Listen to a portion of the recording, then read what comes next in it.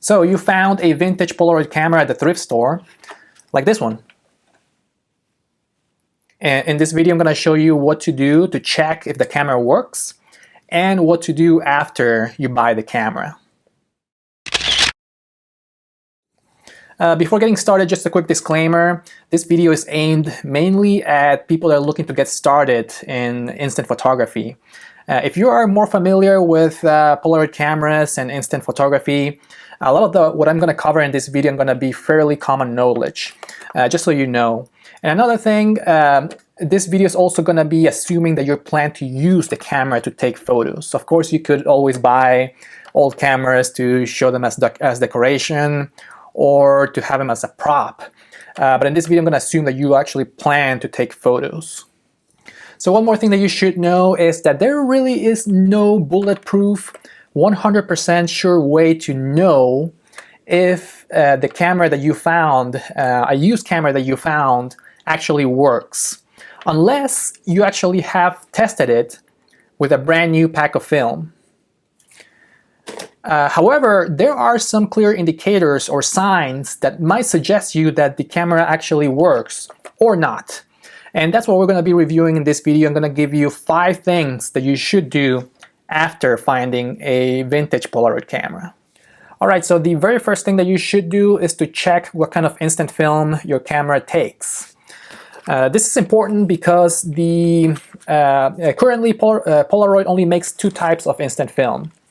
They make the 600 film for 600 style cameras and the SX70 film for SX70 style cameras. So there are really only 2 types of cameras or classic Polaroid cameras that you can use nowadays. However, the good news is that there are plenty of models out there in the wild that you can find that takes 600 and SX70 film. For example, the one that I showed you before obviously takes 600 type of film. And the best way to find what kind of film your camera takes is to open the latch right here, where you put in the actual film, and there should be a sticker right there in the bottom of the camera that tells you what kind of film it uses. So in this case, it's the 600 style film, and this is one of the most common kind of 600 style cameras that you can find out there in thrift stores or at garage sales. But there are plenty of other models that take 600 film. For example, this one right here, it's also a 600 style camera, and you can also see right there with the sticker that it takes 600 style film, or 600 type film.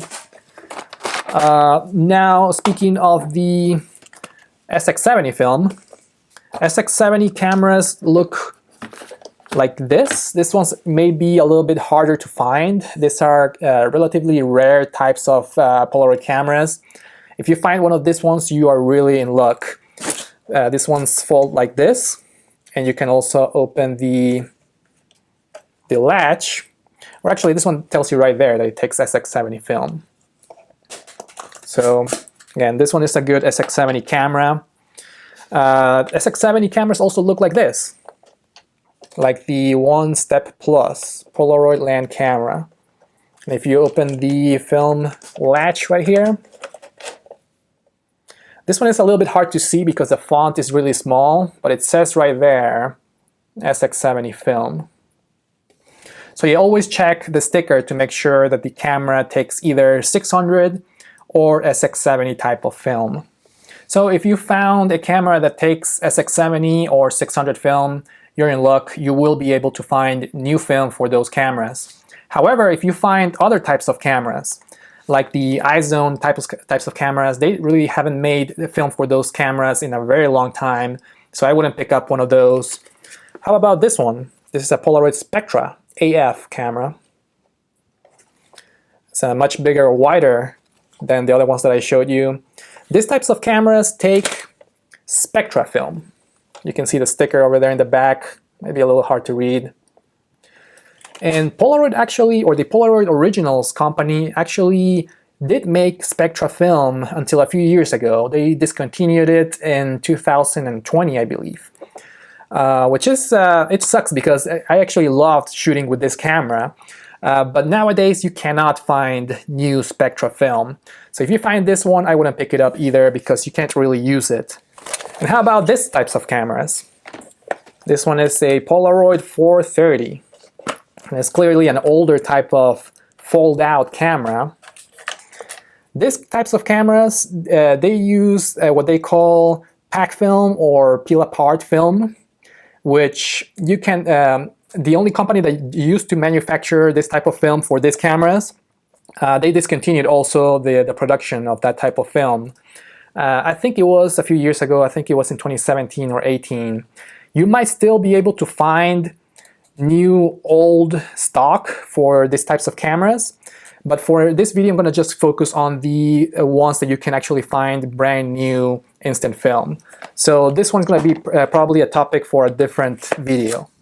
Now the second thing that you should be doing after finding your Polaroid camera is to check for any kind of physical damage in the camera itself. So just take a closer look at the outside of the camera, make sure that there's no broken pieces, any loose pieces inside, any cracks, any scratches on the lens. Make sure that the exposure control works going left and right. Just make sure that the shutter goes all the way back and that the film latch actually opens and closes without any problems and that the rollers are working. Now, obviously that the camera opens and closes just fine. Also look through the viewfinder, make sure that there's nothing in between, that you can see okay. One thing that I like to do is to check or do the kid test. If the camera looks like it has been used by kids, that's a clear sign that the camera might not be in working condition. How do you know this? Sometimes it's very easy to find out. For example, if it has stickers on it. This camera I found a few years ago and it has the sticker of a kitty cat. And there's nothing wrong, of course, with the camera being used by kids. But what happens when kids use the cameras, they're more likely to drop them. And one more clear sign to know if it has been used by kids, if it's missing the lens or the viewfinder hood. This is how it's supposed to look. The viewfinder with the hood, and this is without the hood. And of course, what kids do, the first thing that they do is when they get a new toy is that they take it apart, or they try to take it apart, and they end up losing the one part of the camera. And again, it doesn't really mean that the camera won't work without the hood or with the stickers on. It's just another sign that the camera might have been dropped in the past, or it may not be in working condition. Now let's talk about some good signs or some positive signs that the camera may be good. If the camera is completely clean, it looks great, it is a good sign, of course. One thing that I like to see is things like this. If the strap looks like it has never been used, that's a clear sign that the camera is probably hasn't been used that much and that it will probably work. My general advice when finding a camera is that if it's in really bad condition, if it's broken, it has broken pieces or things that are loose inside, I wouldn't waste my money on those kind of cameras unless you just want to use it as a prop. But if they do have some medium levels or signs of use, and if you can find it for a cheap price, at the thrift store, for example, I paid $5 for this one a few years ago. And if it's in a good price like this one, I would just go ahead and buy it. I would go ahead and buy it at the thrift store, the garage sale, and then test it at home with the techniques that I'm going to show you later in the video. But that's the key part of it, to try to not overspend in a camera that you might not know if it works or not. Because I've seen a lot of postings on eBay of people selling a camera that you just found either in their garage or in their grandparents' house or at the thrift store, and they're selling them for hundreds of dollars, and they don't really know if it's in working condition or not. Again, as long as you have tested it with, as long as the previous owner has tested it with a new pack of film, you don't know for sure if the camera works. So try not to overpay for a used camera. All right, the third thing that you should do is to clean the rollers. And this one is pretty standard. Just open the latch here where the film goes, and with a Q-tip or with a wet cloth, just clean up the rollers. Make sure that they are rolling just fine, because this is the mechanism that is gonna be ejecting your film and developing the film as well. So this is very important. Just make sure that it's clean. So the fourth thing that you want to do with your camera is to check if it actually will eject film, or if it actually will eject the pictures. So what you do is you grab an old pack of film that you may have used in the past. So if you bought one of this in the past, and if you are done shooting all the pictures out of that packet, just put some expired film or some old photos inside of the package, like this. I'm using some expired film that I found in some old cameras. And use this to test if it will eject the film from the camera. So what you do is just put the film package inside, close it, and if it ejects okay, it is a good indicator that the camera is actually working, because the ejection mechanism is essentially the most important mechanism in the camera, because the ejection will actually spread all the chemicals from the photo into the picture. So as long as if it's ejecting, it's a really good sign that your camera may be working just fine. And finally, the last step to do with your camera is to actually test it using new film. So buy a new film packet, either from Amazon or from any electronics store, and go out shooting. Put it in your camera and take it outside. Polaroid cameras, especially the vintage ones, work really well with plenty of light during the day and when the weather is warm. Usually if the weather is too cold, the pictures won't develop too good. So try to use it outdoors when the weather is really warm or nice, or indoors using the flash. And do a couple of test shots, check if the camera works just fine. If not, you can make some adjustments using the exposure controls here to darken the picture or to make it brighter. But otherwise, that's pretty much all you can do with your camera to see if it works just fine. So if your pictures turn out okay, congratulations, you have a great camera to use for the next few years. But otherwise, there's really not much more that you can do with a camera. It may have something wrong inside. So I wanted to show you a test picture that I took a few years ago with a camera that I thought it was working just fine, and actually I was able to take some good pictures with it for a few days. But then after that, when I took it out on a shoot, it ended up with a very blurry type of picture. And it turns out that the camera, for some reason, the meter in the camera ended up being broken, or it broke in the middle of the shoot.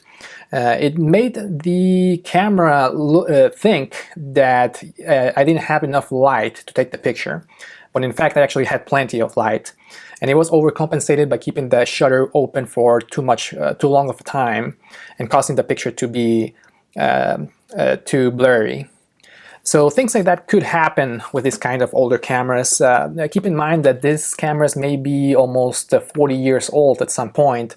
So it's not something that's going to last forever, but there will be some kind of level of risk in using these types of cameras. Either way, it should be something that you should do for fun. If you get frustrated with it, just try again, maybe try with a different camera. And the main reason why I wanted to make this video was because I've been seeing a lot of reviews, especially on Amazon, of people buying the actual film. When they buy the film, they try it on any camera that they haven't tried before, and they start taking pictures, and the pictures don't come out right. And then they put a negative review in the film posting, which I don't think it's fair to do that, because I've been shooting with Polaroid Originals and the Impossible Projects type of film in the past, and now Polaroid film. And I've never really had any issues with the film itself. Usually, if I end up with bad photos, are because of the cameras, because the cameras may be faulty. So it's not really fair to say that the film is bad. It most likely has to do with your camera if you get some bad photos. So that's the main reason why I wanted to do this video, and just to give any kind of advice to people that are trying to get into instant photography using Polaroid cameras or vintage Polaroid cameras. Anyways, that's it for my video. I hope you find it useful. Thank you for watching, and I'll see you in the next one.